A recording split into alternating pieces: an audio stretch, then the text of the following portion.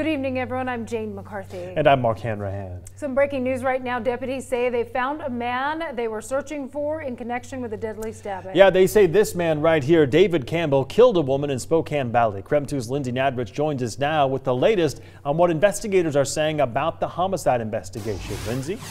Well, 37-year-old David Campbell is now in custody. Campbell will now face murder charges for the fatal stabbing of a woman he used to date. I also learned the victim in today's homicide had a no-contact order against him a few years ago, according to court documents.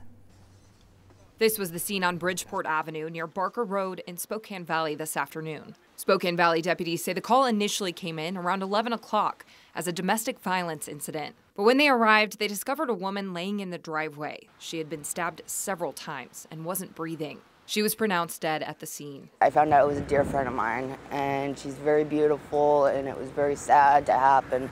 And my heart goes out to the family and to everybody who's involved. Her name hasn't been officially released, so I'm not saying it here.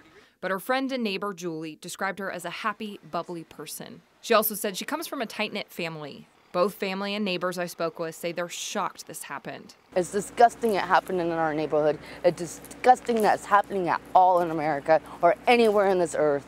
You know, nowadays it's just, what's next? Detectives searched for David Campbell for several hours. They believe he's responsible for the stabbing, but took off before they arrived. A check of his criminal history shows a previous domestic violence incident with the victim in this case. In 2010, Campbell was arrested for breaking the windows of 2 cars in front of the victim's home. She told police Campbell showed up at her house and assumed she was seeing another man and was jealous. After refusing to let him inside, docs say he grabbed a flashlight and busted out the windows of her car. The victim also got a no-contact order against him, but it expired in 2011. That case was ultimately dropped, though, because the victim didn't want to pursue charges, according to court documents. Then in August of 2016, Campbell was arrested for trying to stab someone else with a combat knife. He ultimately pleaded guilty to third-degree assault.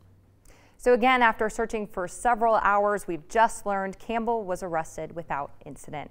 Live in studio, I'm Lindsay Nadrich, KREM 2 News.